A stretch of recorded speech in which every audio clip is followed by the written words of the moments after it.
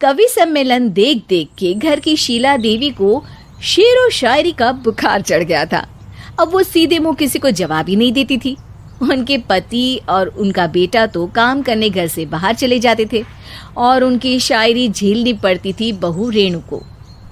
अब सास बोलती नहीं, अर्ज करती थी, संदूक पे रखी संदूक, संदूक में रखे झुमके, बहू झुमके निकाल के दे मेरे, कहाँ लगा रही है ठुमके। माँ जी, झुमके तो आपके निकाल दूंगी मैं, लेकिन आपके दिमाग से ये शायरी का भूत कैसे निकलेगा? छोटे लोग नहीं समझेंगे, शायरी है शौक बड़ा, तू अपने काम से काम रख, मेरे काम में मत टांग अड़ा। शौक अलग बात है, लेकिन हर चीज में अपना शौक डाल देने से जग हंसाई हो सकती है सासू माँ। अरे मैं हूँ एक नंबर कलाकार, कोई ऐसी वैसी बला नहीं, तुम घर के कामों में उलझी, समझोगी मेरी कला नहीं। ठीक है माँ जी, आप नहीं समझती तो कोई बात नहीं, लाओ मैं आपके झुमके ही निकाल कर दे देती हूँ। बहू सास के झुमके निकाल कर देती है और वहाँ से चली जाती है। शाम को बहू अपने पति से शिकायत करती है, सुनिए जी, आप माँ को कुछ समझाते क्यों नहीं? अरे क्या समझाना है माँ को? अरे अपनी शायरी थोड़ी कम करे ना। अरे तुमको उनकी शायरी से क्या दिक्कत है?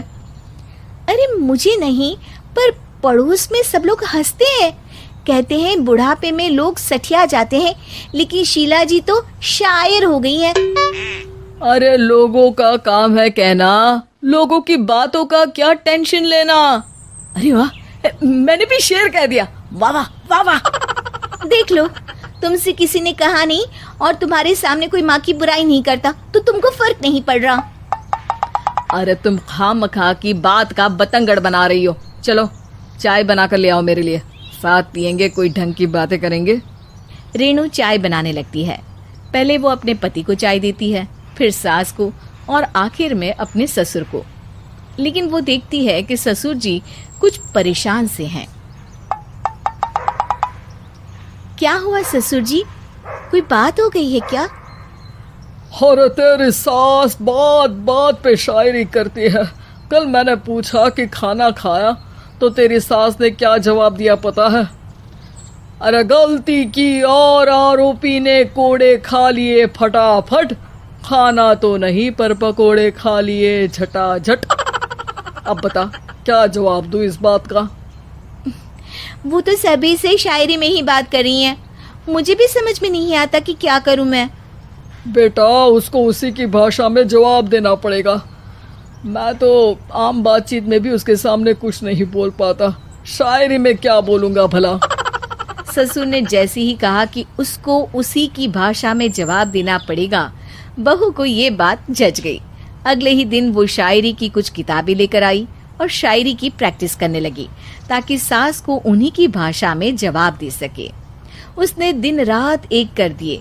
एक दिन सब साथ में बैठकर टीवी देख रहे थे, तभी रेणु सबके लिए बिरयानी बनाकर लाती है, लेकिन सास को बिरयानी भाती नहीं। कौवा करता काऊ काऊ, चिड़िया बोलती ची ची, इतना खराब बिरयानी बनाई है कि मुंह से निकले छी छी। बस इसी मौके का तो बहू को इंतजार था, क्योंकि अब बहू सास को उसी की भाषा में जवाब देने के लिए तैयार थी। माँ जी, हमको अपनी ये बेकार शायरी ना सुनाइए, जैसी भी बनी है बिरयानी चुपचाप खाइए। ससुर जी और रेणु के पति ने रेणु का जवाब सुनते ही जोर से ताली बजाई और सास ने जब रेणु का शायराना जवाब सुना तो उनके गले में बिरयानी अटक गई। बहू ने एक और शायरी का तीर छोड़ा। शायरी में बहू के सामने सास हो जाएगी ढेर, क्योंकि सास मारेंगी एक शेर तो बहू मारेगी 1.25 शेर। सास को छोड़ के सब वाह वाह करने लगते हैं। आज पहली बार सास को नहले पे दहला मिला था और रेणु ने सास का मुंह चुप करा दिया था। अगले दिन रेणु का पति उससे कहता है, अरे वाह, तुमने तो माँ की बोलती बंद कर दी, मजा आ गया। अब मेरे लिए कुछ बना दो, खाकर मैं काम पर चला जाऊं। शायरी ही है मेरा जीवन, वही करूँगी जी भर के। नौकरानी रख लो कोई, काम नहीं करूँगी मैं घर के। अरे तुम क्या माँ जैसी हरकतें करने लगी, सीधे सीधे बात करो ना। हो गई कल शायरी, रोज थोड़ी ना करोगी। शीशी भरी गुलाब की पत्थर पे फोड़ दो, जो मुझे शायरी से रोके उसके कान मरोड़ दो। पति घबराकर वहां से चला जाता है और बाहर उसके पिताजी के पास जाकर बैठ जाता है। दोनों अपनी बीवियों की शायरी से परेशान है। ससुर को पछतावा होता है कि क्यों उसने बहू को सास की भाषा में ही जवाब देने का आइडिया दिया। अब तो घर में दो दो शायर हैं।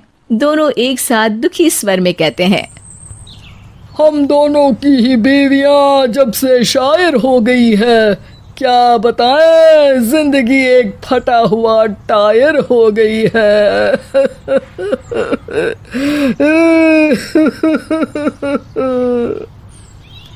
हम दोनों की ही बीवियां जब से शायर हो गई है, क्या बताए जिंदगी एक फटा हुआ टायर हो गई है।